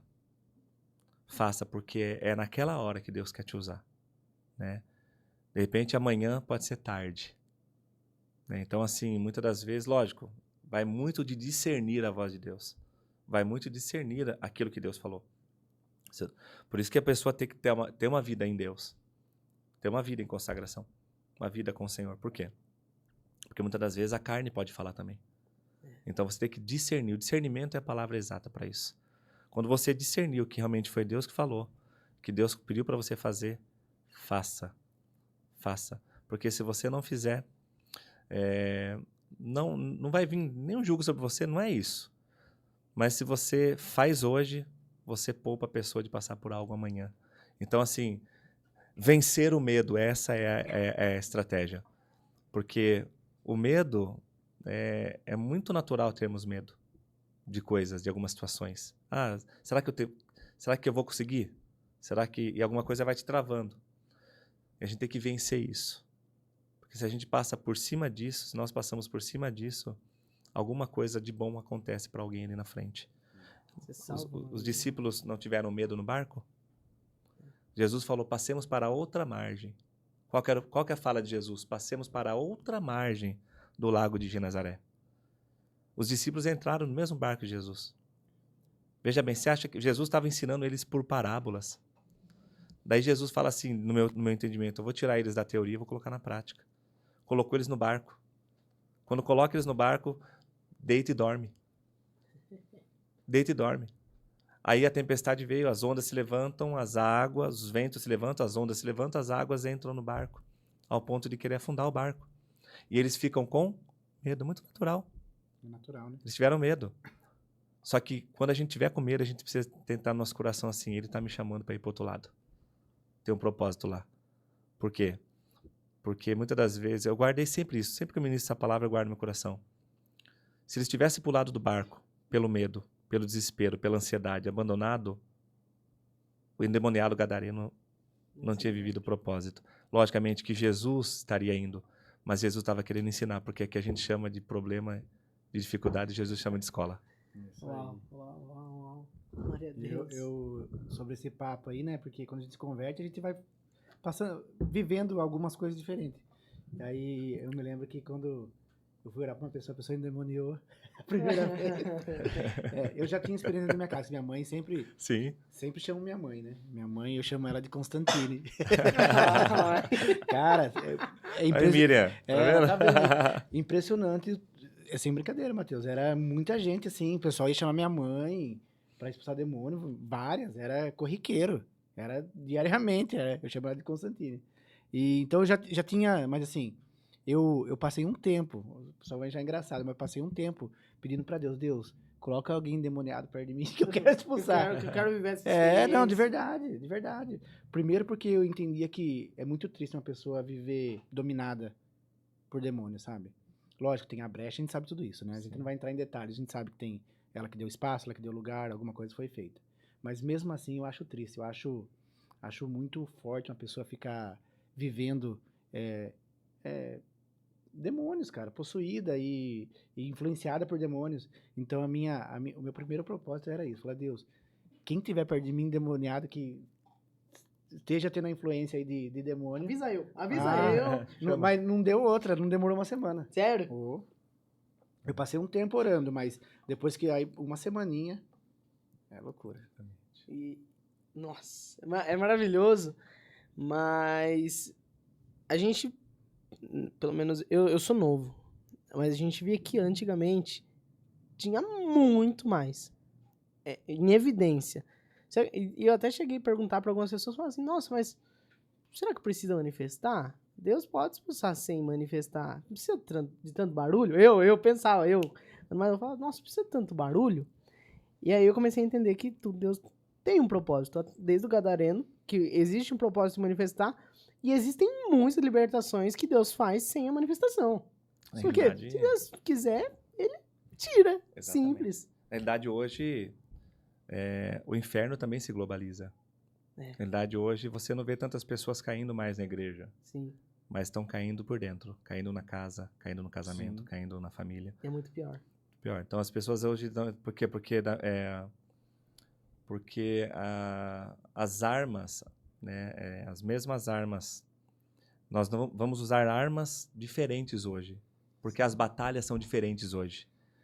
Então, assim, o inimigo, ele vai lutar com as suas armas. Se a gente usar as armas que nós usávamos antes, nós não vamos vencer ele hoje. Uau. Você entende? Então, assim, conforme vão mudando as guerras, mudam-se as armas. Então, a gente precisa usar de armas hoje. Então, por isso que eu trabalho na igreja a questão do quê? Do fundamento, do alicerce, da base, né?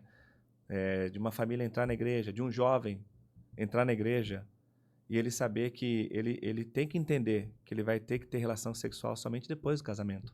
São trabalhar as bases, não dar brecha para que o inimigo entre e atrapalhe tudo.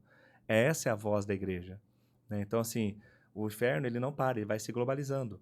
Então, hoje você vê, pastor, por que as pessoas não caem tanto mais na igreja como caíam antes, né? Porque o inimigo está trabalhando de uma forma sutil. Ele está trabalhando de uma outra forma, né? Trazendo muitas coisas que a gente sabe que está acontecendo por aí, né? Para poder desconfigurar os padrões. É como se fosse um espírito jezabélico imperando sobre a terra para desconfigurar os padrões de Deus, desfazer os padrões de Deus. Mas Deus tem levantado uma voz profética como Elias, como João Batista, para poder repreender esse mal em nome de Jesus. Em nome de Jesus. No final da história a gente já sabe, né? No final da história... Jesus vence, já venceu. Glória a Deus. Já venceu. Glória a Deus, glória a Deus. E pastor, eu gostaria que o senhor falasse um pouco o que Deus tem falado pro senhor hoje. Qual tem sido a mensagem que mais tem queimado dentro do senhor hoje? Mensagem do reino. Oh. Hoje Deus tem falado comigo a mensagem do reino e a questão de servir pessoas. Tem um lema que eu guardei no meu coração, isso eu aprendi com o apóstolo Juscelio de Souza, que eu sirvo as pessoas, mas a minha entrega sempre será a Deus. E o evangelho do reino, que nós estamos procurando viver isso a cada dia, queimando por isso a cada dia, o reino não fala só de mim, o reino fala de nós, o reino é coletivo. No reino, o seu problema não é só seu, é meu também. Você entende? A sua situação difícil não é só sua, é minha também. Então, eu tenho vivido isso, e o meu desejo, como pastor, como Caio, como homem, como filho de Deus, é que a cidade onde eu moro reconheça Jesus através da igreja. Que a igreja não seja um ponto onde as pessoas falam assim, olha, puxa, é mais um bando de crente, um exemplo. Sim. Não, mas que seja um lugar de cura, um lugar de restauração mesmo, para uma sociedade. Que a igreja seja a resposta, porque Paulo disse que a ardente expectação da criatura aguarda a manifestação dos filhos maduros de Deus. Então a criatura está, a sociedade, as pessoas, elas estão aguardando algo de nós. Estão aguardando algo da igreja. algo que o governo não vai fazer, algo que as pessoas, que nenhuma nobreza vai fazer, que nenhum reinado vai fazer, é a igreja que vai fazer. Então, o que queima no meu coração, Mateus e Neto, e que eu acredito que queima nos seus também, é o desejo de servir pessoas. Sim. É o desejo realmente de me entregar a Deus de uma forma profunda, intensa, violenta, mas me entregar, servir realmente as pessoas com aquilo que Deus me deu. Por quê? Porque nós carregamos um reino em nós. Nós carregamos Jesus em nós. Nós não somos vazios. Nós precisamos transferir. E se tem uma coisa que eu tenho no meu coração é que o que eu sei eu ensino, mas o que eu tenho eu transfiro. Então, eu desejo do meu coração é que a IEPEC, eu falo pela IEPEC, mas porque é a igreja que eu pastoreio, que eu também sou pastoreado, porque vocês pensam que não, mas eu também sou pastoreado por vocês. Um cuida do outro, esse é o reino. O reino não fala de mim. No reino, eu estou guardando a sua retaguarda. Quando os amalequitas vierem de trás das dunas para nos atacar, um está guardando a retaguarda do outro. Esse é o reino. No reino, eu não quero ser maior do que você. No reino, eu quero fazer você crescer muito mais. O que eu não fiz, eu quero que você faça. Então, eu desejo formar pais, formar mães, formar homens, formar mulheres que realmente entendam o propósito de reino. Então, o que queima no meu coração, de verdade, o que queima dentro de mim, o que queima dentro do meu coração, é essa continuidade, é essa constância de continuar fazendo com que Tietê, né, as cidades circunvizinhas, a nossa nação, que realmente entenda quem é o Senhor. E é notável isso. Eu lembro, não tem como não lembrar do apóstolo Reinaldo. Eu ia falar dele agora. É impossível, por quê? A primeira vez que a gente foi lá, o fundador da igreja Experiência com o Criador, a gente chegou lá. A gente chegou um pouquinho mais tarde, que foi um pessoal antes lá pro Paraná. Aí a gente chegou mais tarde, foi eu, o pastor Henrique. Aí a gente chegou, o apóstolo, ele tinha preparado, era uma... Costela. É uma costela. Oh, E que costela costela boa. maravilhosa. Meu Jesus amado. Aí a gente chegou, Bênção. o apóstolo começou a servir a gente. Tipo assim, ele não tinha o dever de servir a gente. Cara, a gente pegou o copo, ele veio com o refri. Ele serviu a gente. Tipo assim, é um ato simples. Só que, na hora eu parei e falei, ele é o fundador da igreja e ele tá me servindo. Eu falei, que loucura! Meu Jesus amado! E é notável essa natureza, essa simplicidade, essa natureza de servir que ele... não fez por fazer uma média, ele fez porque é ele. Exatamente. Ele é assim. As palavras convencem, os exemplos arrastam. Uau, é isso. Aí ele trouxe a gente pra perto ali. Aí chegou no outro dia, era final da Copa do Mundo. Aí a gente comendo churrasco junto, e o apóstolo na churrasqueira, e a gente conversando. E do nada a gente foi pra assistir o jogo, ele sentou do nosso lado e assistiu o jogo com a gente. Tipo assim, o simples fato de ele estar ali, tirando um tempo com a gente, falei, cara, que isso? Maravilhoso. Aquilo foi servir pra mim. Amém. Simplesmente, e é isso que eu acredito que falta na sociedade hoje. Simplesmente tá, e aí? Só tá aqui, ó. Sentar e falar, tô aqui.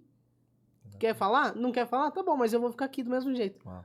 Você ficar do Sim. lado de alguém, às vezes você não precisa nem falar. Só a sua presença vai mudar o ambiente, vai curar uma pessoa. Exatamente.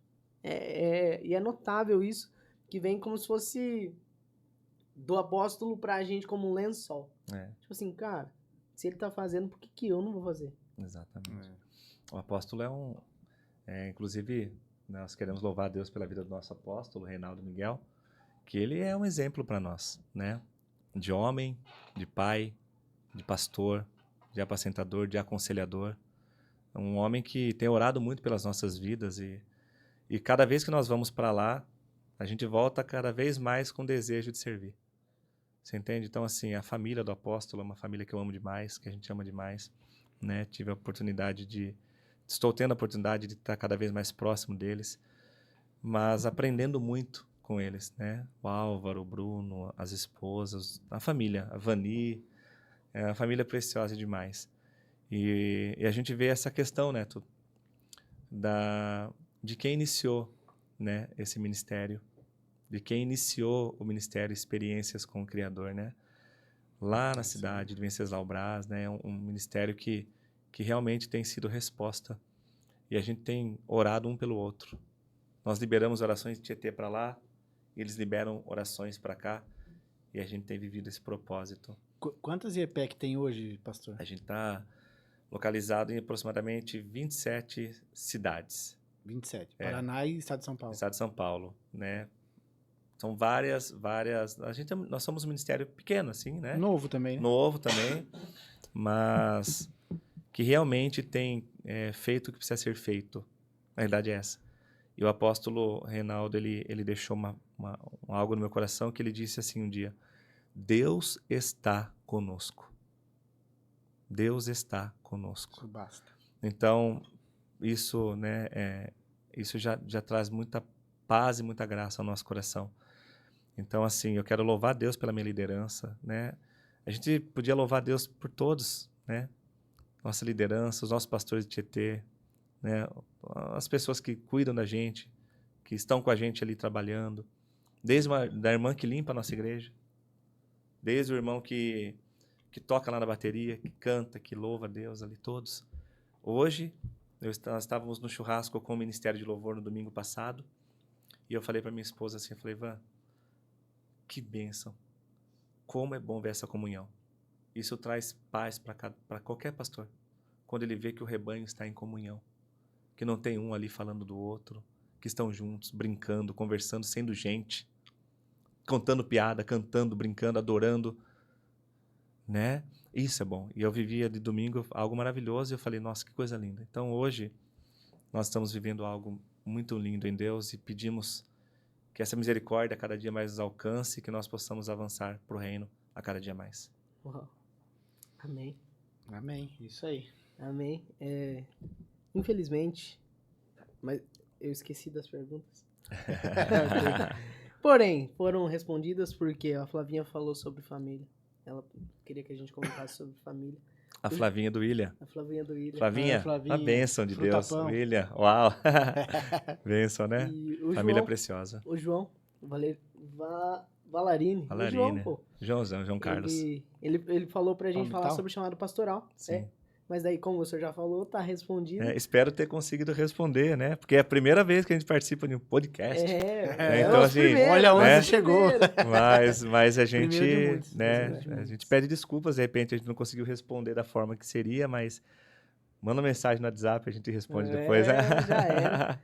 E é isso, o Diegão mandou top. Então, pra todo mundo que interagiu, pra todo mundo que vai interagir, que Deus continue abençoando. E, pastor, de verdade, muito obrigado. Amém, eu que agradeço, cara.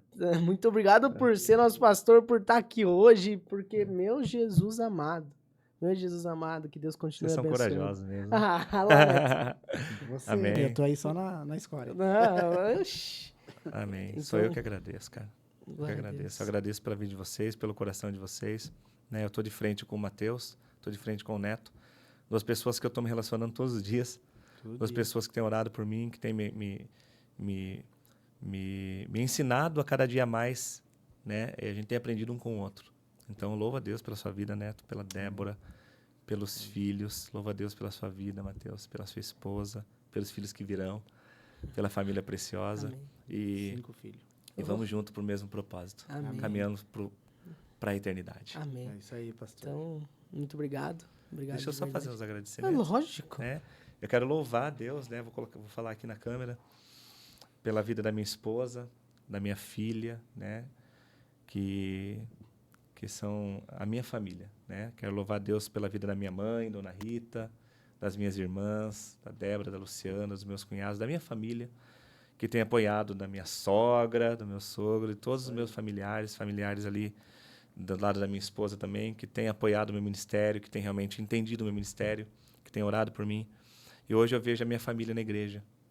Então eu sou muito feliz porque eu vejo a minha família servindo, vejo a minha família buscando a Deus, vejo a minha família na igreja.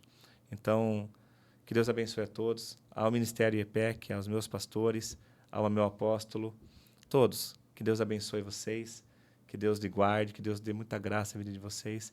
E a todos do rebanho, a todas as ovelhas do aprisco, que Deus abençoe em nome de Jesus. Amo muito vocês. Nosso coração tá ligado. Ô, glória. Isso aí. Logo, logo tem parte 2 com o pastor Caio. Dá pra ficar umas Nossa, 15 horas conversando. Tranquilo. E a Então, voz? é, A voz Fala pro pastor e a voz Marcos. de- Voz A aveludada. voz aveludada. Inclusive, o pastor, a gente vai convidar o pastor Marcos, o apóstolo. Todo mundo. Uau, fechou. Oh, Tá tudo Glória bem. a então, Deus. de verdade, obrigado, Neto. Tamo junto. Obrigado ao pessoal. Deu um tudo, é isso? Deu um tudo Produções. Ovelha e- Nossa. Glória a Deus, ovelha. Esqueci o nome do rapaz ali. Ovelha, Lucas, Lucas, aí sim, Gabriel, hein? galera Abençoe. abençoadíssima, mano. Bastidores ali também. Leandro Bastidores, e a meu Bianca. pai, a Bianca. Meu pai tá bem acordado. Aí, ó. Então, de O verdade. pastor chegou já convertendo já ovelha aí. É, falou, ovelha. Tá Já tudo tem certo, ovelha, tá pastor, tudo tem certo. tudo aqui já. Já tem tudo. Então, muito obrigado de verdade ao Gabriel. Sem palavras. De verdade. Um ambiente maravilhoso. Você que quer gravar seu podcast, vem. Vem, que é top, de verdade. Agradecer ao pessoal do Yala. Yala, muito obrigado. Muito Yala. obrigado. Esfirra Pessoal do top Ike demais. Fome, pessoal da Sevi, a galera, pessoal da Lemes, pessoal da Connect, Esportes, pessoal da Eco. O que é doido? Porque a gente é o nosso primeiro podcast. Então o pessoal tá acreditando na gente sem a gente mostrar nenhum resultado. Isso é maravilhoso. É isso aí. Então, de verdade, muito obrigado por terem acreditado na gente. E o nosso propósito principal não é fama, mas é tornar um famoso, Glória a Deus. que é Jesus, é espalhar isso aí. ele. É espalhar Jesus, que é ele que salva. E, inclusive, tem um cara, que eu não tenho a mínima ideia quem é, de verdade. Mas o cara chama Augusto. E Deus falou que essa angústia não é em vão, mas que é um processo e Deus vai tirar você dessa angústia, Augusto. Glória a Deus. Amém. Então continue Pega aí, firme. Augusto. Vai, Continue Jesus. firme, porque isso é pra provar que ele é real. Glória Certo? a Deus. Então, eu não tenho a mínima ideia quem é você, meu irmão, mas sabe que Deus conhece. Então, Cristo vive muito. Aleluia. Glória a Deus. Então, Tá que Deus ligado. continue abençoando Isso aí. todos de verdade. Tamo junto. É nóis. É isso? Foi bom. É isso. Primeiro, logo a gente anuncia o próximo convidado. Então, Deus abençoe. Toda a glória é para Jesus. Amém. Sempre. Jesus Amém. vive. Deus abençoe. Tamo junto. Até mais.